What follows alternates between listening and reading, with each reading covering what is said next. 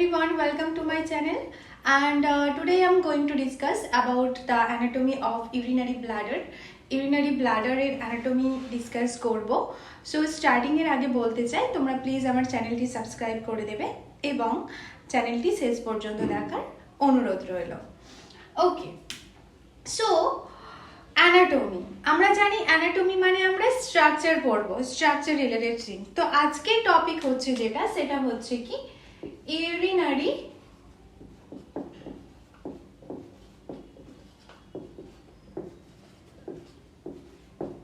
Bladder.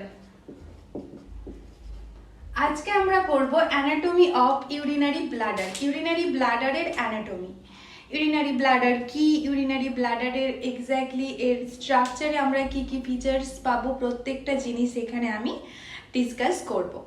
Okay, so first কি যে এটা একটা এক্সক্রিটরি সিস্টেমের আন্ডারে পড়ছে, আর মেনলি হচ্ছে কি যে তোমরা দেখে নাও যে ইউরিনারি ব্লাডারটা কিভাবে সিচুয়েট করছে। ফার্স্ট আমরা কি জানি,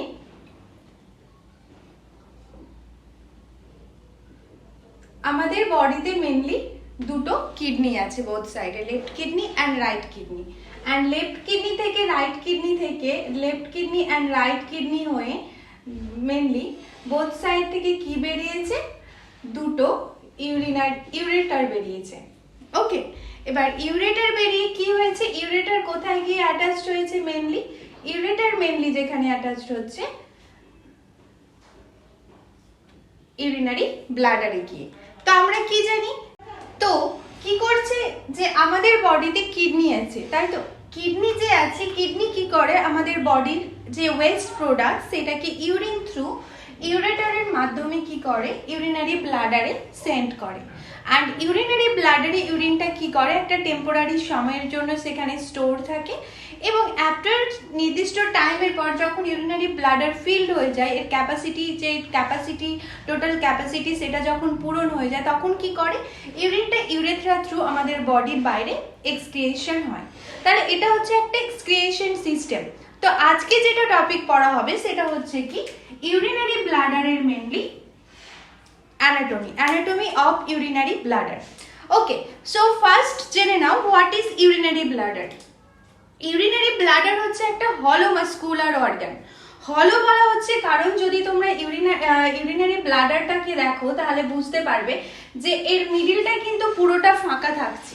ওকে, যখন ইউরিন যাচ্ছে তখনই কিন্তু শুধুমাত্র সেটা ফিল্ড হচ্ছে, বাদ বাকি সময় ইউরিন পাস আউট হয়ে যাচ্ছে, এটা কিন্তু ফাঁকা থাকছে। তো ইউরিনারি ব্লাডার হচ্ছে একটা হলো মাস্কুলার অর্গানস, আর এর মেনলি এটা কি হচ্ছে একটা রিজার্ভয়ার হিসেবে কাজ করছে। কেন? বিকজ এই ইউরিনকে টেম্পোরারি সময়ের জন্য রিজার্ভ করে রাখে। ওকে, সো দেখে নাও এখানে that urinary bladder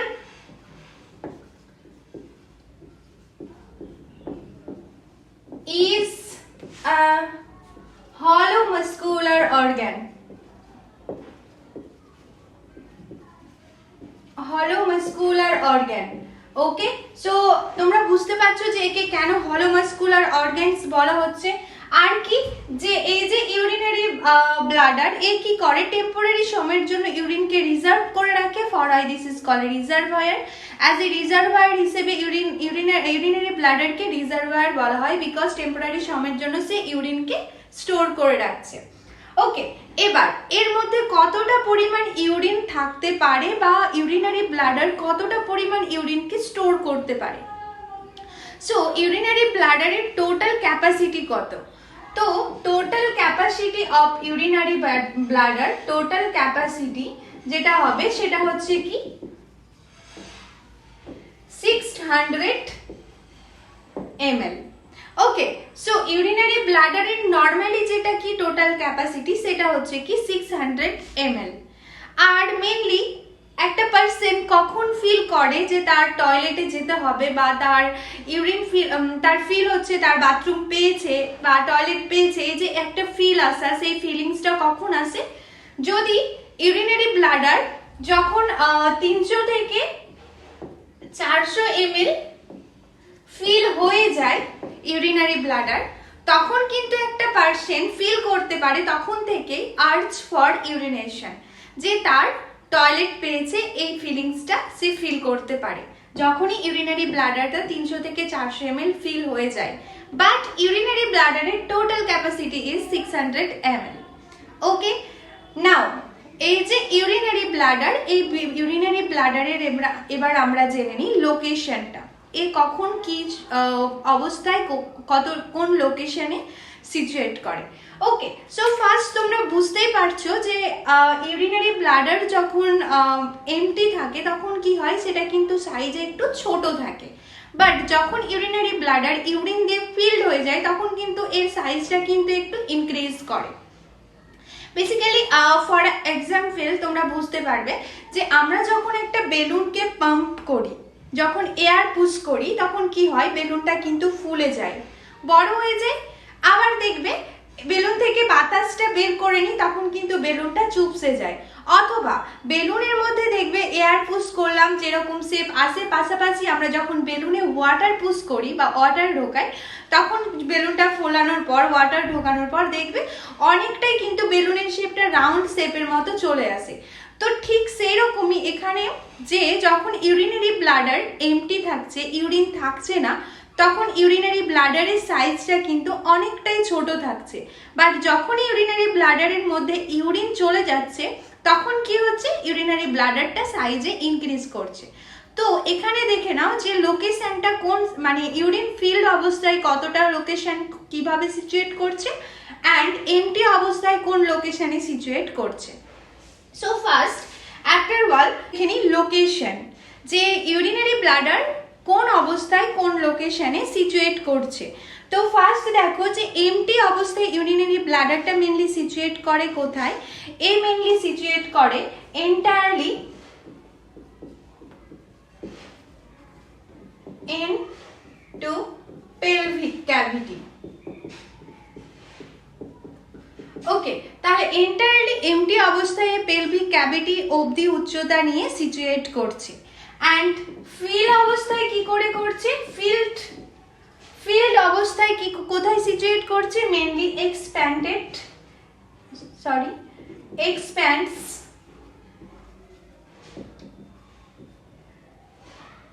superiorly into abdomen। তাহলে এক্সপ্যান্ডস করছে, ইনক্রিজ করছে উপরের দিকে সুপেরিয়রলি অ্যাবডোমেন অবধি।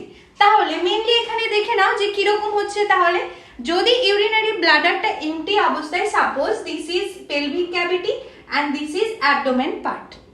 ওকে, সো আমি এখানে তোমরা দেখে নাও মেনলি দিস ইজ পেলভিক ক্যাভিটির উচ্চতা অ্যান্ড দিস ইজ অ্যাবডোমেনের উচ্চতা বা হাইটটা। এবার ইউরিনারি ব্লাডার পেলভিক ক্যাভিটি পর্যন্ত কিভাবে সিচুয়েট করছে, এইভাবে যখন এমটি অবস্থায় থাকছে তখন ইউরিনারি ব্লাডারটা পেলভিক ক্যাভিটি অবধি সিচুয়েট করছে। এবং যখনই কি হচ্ছে, ইউরেটার থ্রু ইউরিনারি ব্লাডারের মধ্যে ইউরিন এন্টার করছে, সাথে সাথে কি করছে, ইউরিনারি ব্লাডারের সাইজটা ইনক্রিজ হচ্ছে। ইনক্রিজ হয়ে কি হচ্ছে, ইউরিনারি ব্লাডারটা মেনলি দেখতে একটা বেলুনের মতো হয়ে যাচ্ছে। ওকে, তাহলে এর সাইজটা ইনক্রিজ করছে, একদম সুপেরিয়রলি এক্সপ্যান্ডস হচ্ছে অ্যাবডোমেন অবধি।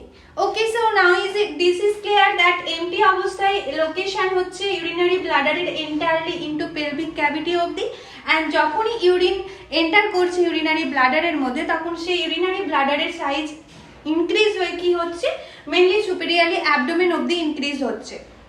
তো এই হচ্ছে লোকেশন অফ ইউরিনারি ব্লাড। তো এবার দেখে নাও যে ইউরিনারি ব্লাডারের শেপটা কি রকম হয়। শেপ মেনলি কি হচ্ছে, যখন এমটি থাকে ইউরিনারি ব্লাডার, ইউরিন থাকে না, তখন কি হয়, ইউরিনারি ব্লাডারটা মেনলি রাফলি বিন শেপড হয়। রাফলি কেন বলা হচ্ছে, রাফলি এই কারণে বলা হচ্ছে যখন ইউরিনারি ব্লাডার এমটি থাকে তখন ভেতরের মাসেলটা ফোল্ডিং থাকে, যে স্ট্রাকচারটাকে মেনলি রুগী বলা হয়। ওকে, সো রুগী প্রেজেন্ট থাকে তাই সেই স্ট্রাকচারটা কি হচ্ছে, এমটি অবস্থায় রাফলি ভিন শেপড থাকছে। আর কি ফিল্ড, এ যখন ফিল্ড থাকছে ইউরিন দ্বারা, ফিল্ড অবস্থায় কিন্তু কি হচ্ছে, ইউরিনারি ব্লাডারের শেপটা মেনলি হচ্ছে বেলুন শেপড। আমি আগেই বললাম যে বেলুন শেপড হয়ে যায় ইনক্রিজ হয়ে। Okay, so this is shape of urinary bladder. Now you all have to learn এখানে কি যে ইউরিনারি ব্লাডারে একটা মেইন স্ট্রাকচার দেখা যায় আর একটা আদার্স মানে আলাদা রকম ফিচার্স দেখা যায় যেটাকে বলা হয় ট্রাইগন। ওকে, তো আমরা যদি ট্রাইগন ওয়ার্ডটাকে ভাগ করে নিই, ট্রাই মানে আমরা এখানে কিন্তু 3 জানি, আর গন মানে হচ্ছে একটা টুগেদারনেস। তো 3টে জিনিসের একটা টুগেদারনেস হয়, ফলে এখানে কিন্তু ট্রাইগন বলা হচ্ছে। সো তোমরা জেনে নাও what is trigone. Okay, so trigon means here indicates that 3 orifices in bladder wall form a trigon. Orifices মানে হচ্ছে হলো, ফুটো, ছিদ্র। ওকে, সো ইউরিনারি ব্লাডারের উপর 3টে ছিদ্র থাকে ইউরিনারি ব্লাডারে, যে 3টে ছিদ্রকে একসাথে বলা হয় ট্রাইগন। তো দেখে নাও যে কেন এদেরকে ট্রাইগন বলা হচ্ছে এবং ছিদ্র 3টে কোথায় কোথায় আছে। সো ফার্স্ট দেখো আমরা কি জানি, এখানে আগে দেখে নাও যে মেনলি আমরা ইউরিনারি যখন এখানে আমরা দেখলাম কিডনি থেকে ইউরেটার বেরিয়ে এসেছে দুটো, তারপরে ইউরেটারটা কোথায় এসে অ্যাটাচড হয়েছে ইউরিনারি ব্লাডারে। তাহলে আমরা কি জানি, ঘরে যখন ফোটো করা হয়, অয়েলিং করা হয়, কোনো তার কানেক্ট করা হয়, ওয়্যার কানেক্ট করা হয়, তখন কি করা হয়, জলের পাইপ যখন ট্যাঙ্কের সাথে কানেক্ট করা হয়, ফুটো করা হয়, ফুটো করে অ্যাটাচড করা হয়। ফুটো করা হয় বলেই জলের ট্যাঙ্ক থেকে জল পাইপ থ্রু পুরো বাড়িতে সাপ্লাই হয়। ঠিক সেই রকমই যখন ইউরেটারটা যখন ইউরিনারি ব্লাডারে এসে কানেক্ট হচ্ছে, তখন কি হচ্ছে, এই পার্টে মেনলি ইউরিনারি ব্লাডারের ওপর কিন্তু ইউরেথ্রার জন্য, জয়েন্টের ইউরেথ্রা অ্যাটাচড হওয়ার জন্য এখানে দুটো ফুটো তৈরি হচ্ছে। ওকে, কিন্তু এই ফুটো দুটো কিন্তু সবসময় ওপেন থাকে না, এটা কিন্তু একটা পাতলা মেমব্রেন দিয়ে ক্লোজড থাকে। কেন ক্লোজ থাকে? বিকজ অফ যাতে ইউরিনারি ব্লাডারে ইউরিনটা যখন আসে তখন ওই মেমব্রেনটা সরে যায়, ইউরিনারি ব্লাডারে ইউরিন চলে যায়, আবার মেমব্রেন ক্লোজড হয়ে যায়। কেন ক্লোজড হয়ে যায়? যদি ক্লোজ না হতো, মেমব্রেনটা না থাকতো এই ওপেন পয়েন্টে, তাহলে অরিফিস পয়েন্টে, তাহলে কি হতো, ইউরিনটার ব্যাক ফ্লো হতো, ইউরিনটা আবার ইউরিনারি ব্লাডার থেকে কিডনির দিকে ব্যাক ফ্লো হতো। তো এখানে আমরা দুটো ওপেনিং পয়েন্ট পাচ্ছি। অ্যান্ড ইউরেথ্রা যে পার্টে ইউরিনারি ব্লাডারের সিচুয়েট করছে, যে ইউরেথ্রা যার থ্রু মূত্র ছিদ্র যেটাকে বলা হয়, যেটা থ্রু ইউরিনটা বডির বাইরে পাস আউট হচ্ছে, সেই ইউরেথ্রা কি, এটা হচ্ছে একটা ওপেনিং পয়েন্ট। তো এখানে দেখো ইউরেটারের জন্য এবং ইউরেথ্রার ওপেনিং পয়েন্টে এই 3টে ছিদ্র একসাথে কিন্তু একটা ট্রাইগন শেপ, ট্রায়াঙ্গেল শেপ, আর পরপর কিন্তু 3জনে একটা কর্নার করে সিচুয়েট করছে। কর্নারগুলোকে অ্যাটাচ করলে ইমাজিনারি লাইন দিয়ে আমরা একটা ত্রিভুজের মতো শেপ পাচ্ছি। ফর হয় এই 3টে ছিদ্র একসাথে ট্রায়াঙ্গেল শেপে নিয়ে আসছে, আর ট্রায়াঙ্গেল সিচুয়েশনে সিচুয়েট করছে বলে কিন্তু এদেরকে বলা হয় ট্রাইগন। ওকে, তো আমরা মেনলি কি পাচ্ছি তাহলে, এটা হচ্ছে ইউরিনারি ব্লাডার। ইউরিনারি ব্লাডারের ওপরের পয়েন্টে আমরা দুটো ছিদ্র পেলাম, অ্যান্ড আমরা নিচের দিকে একটা ছিদ্র পেলাম ইউরেথ্রার কাছে। ওপরের ছিদ্র দুটো কিভাবে তৈরি হচ্ছে, মেনলি তৈরি হচ্ছে ইউরেটারের জন্য, ইউরিনারি ব্লাডারের পস্টেরিয়ার অলে ইউরেটারের জন্য যেই দুটো ছিদ্র তৈরি হয়, সেই দুটো ছিদ্রকে বলা হয় ইউটেরোভেসিক্যাল ভালভস। ওকে, সো এই ছিদ্র দুটোকে মেনলি বলা হচ্ছে ইউটেরোভেসিক্যাল ভালভস। ওকে, তো ইউটেরোভেসিক্যাল ভালভস হচ্ছে এই দুটো ছিদ্র। তাহলে ওপরের ইউরিনারি ব্লাডারের পস্টেরিয়ার অলে ইউরেটারের জন্য যে ছিদ্র দুটো তৈরি হয়েছে, সেই ছিদ্র দুটোকে বলা হচ্ছে ইউটেরোভেসিক্যাল ভালভস। আর নিচেকে যেটা দেওয়া আছে ইন্টারনাল ইউরেথ্রাল ভালভ আর ইন্টারনাল ইউরেথ্রাল স্ফিংক্টার। ওকে, তো এটাকে বলা হয় ইন্টারনাল ইউরেথ্রাল স্ফিংক্টার। তো এই যে এই 3টে, দুটো ইউটেরোভেসিক্যাল ভালভস এবং একটা ইন্টারনাল ইউরেথ্রাল স্ফিংক্টার, 3টে একসাথে একটা ত্রিভুজের মতো আর ট্রায়াঙ্গেল শেপের সিচুয়েশনে সিচুয়েট করছে বলে এদের 3টেকে একসাথে বলা হচ্ছে কি, ট্রাইগন। এই 3টে অরিফিসকে একসাথে বলা হচ্ছে ট্রাইগন। ওকে।